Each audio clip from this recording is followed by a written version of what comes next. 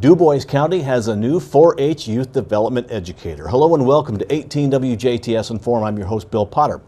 We are honored to have in the studio with us the new youth development educator with Purdue Extension, Dubois County, and that is Lisa Wilson. Lisa, welcome to the show. Hi, nice to meet you. Well, we hope we have you back many different times talking about 4-H programs. Yes. Well, let's talk, first of all, what is youth development? Sometimes we talk about that. Is that only 4-H?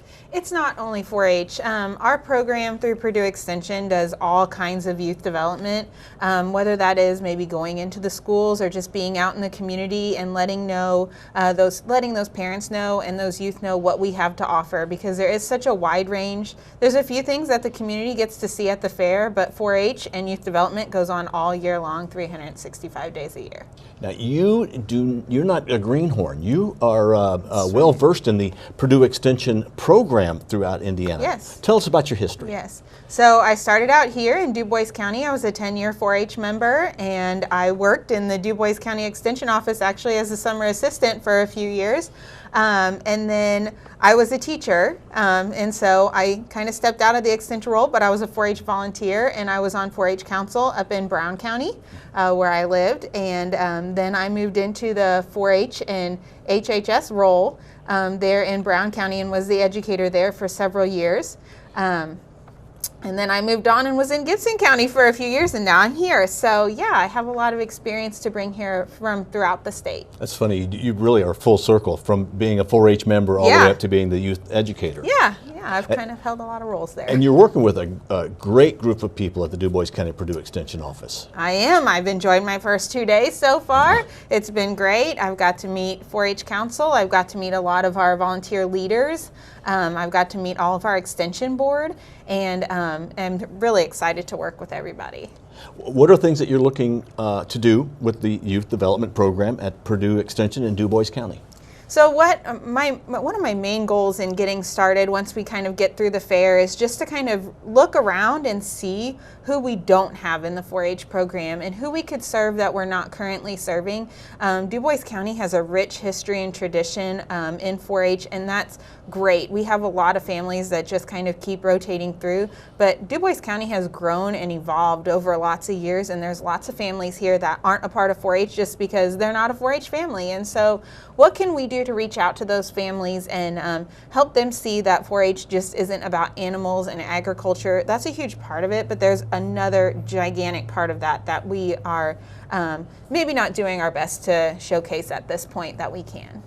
A lot of people think of 4-H and the 4-H fair, and they think of that 1 week as being what 4-H is. Yeah. It's not. It's more than that. There's camps and things like that. Exactly. The fair is really just our celebration at the end of the year, you know. It's like our family reunion, and our family does stuff all year long, you know. So just the fair is just kind of a showcase of some little things that we've done all year long, where the kids get to showcase what they've been doing and projects they've been working on and those sorts of things. But you know, throughout the entire year, we have 4-H camp that's available for grades 3 through 12. We have mini camp that's available for kids ages in kindergarten through 2nd grade.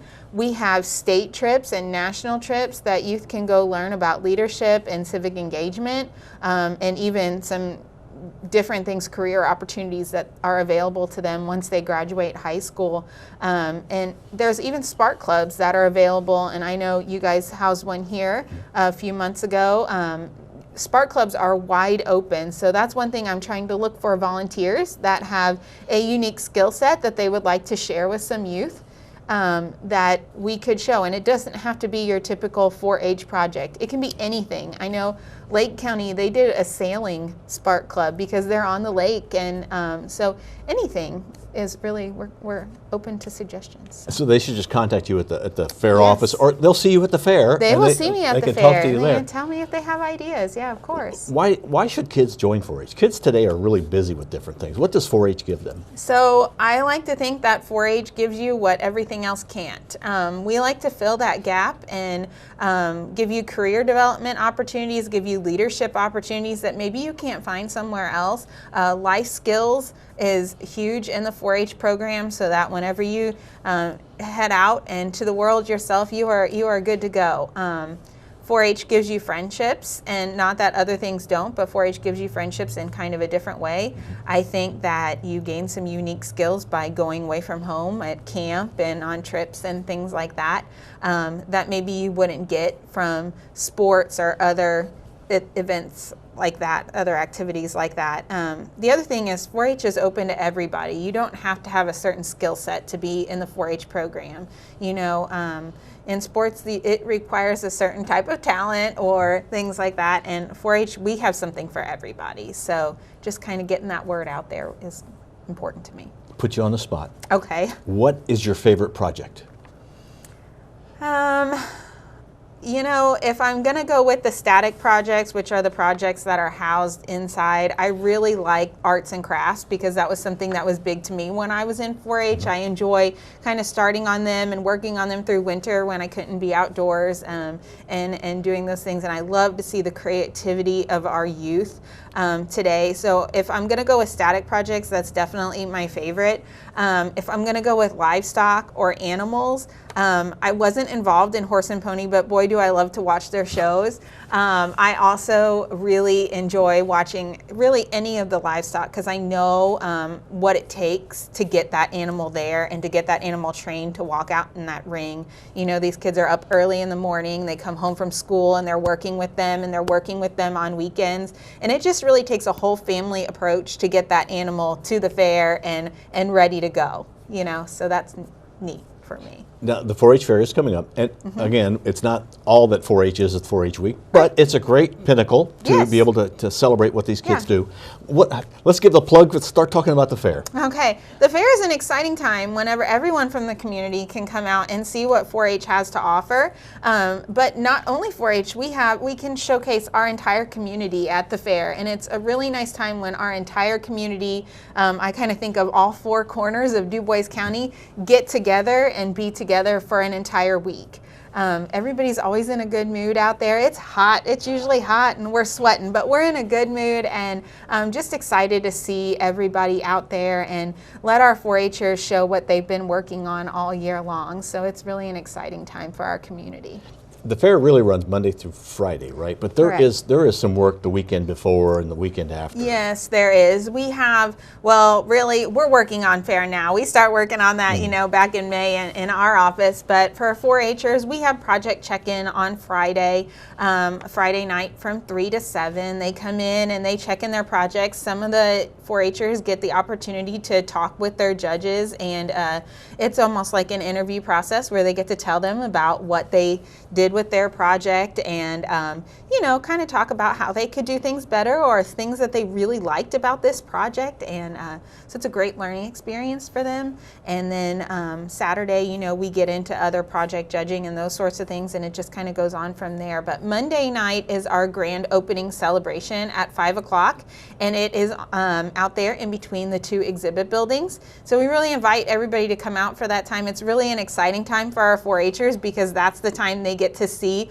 what they got on their projects. And so some 4-Hers are very, very excited about that time. So the doors actually open at 5:30, but from 5 to 5:30, we'll be throwing a little party there before the event opens. So the fair is really the 15th through the 19th? Yeah. Come on out to the fair. It's a great time. We're out there all the time. We That's right. just love being out there. Yeah. It's going to be hot, and it's going to rain at least once. Yes. But that's okay. Probably. We you need have that. an outside event, that's what happens. That's right. Yeah. Anything else that you'd like to add to just kind of, if somebody is interested in 4-H or wants to be a volunteer, what do they do? Yeah, certainly if you're interested in 4-H, or maybe you just want to learn what 4-H has to offer, just give us a call and we'll see where you might fit in the 4-H world here in our community. There are so many open and great opportunities for not only our 4-H youth, but also our adults to help volunteer and make an impact on youth in our community.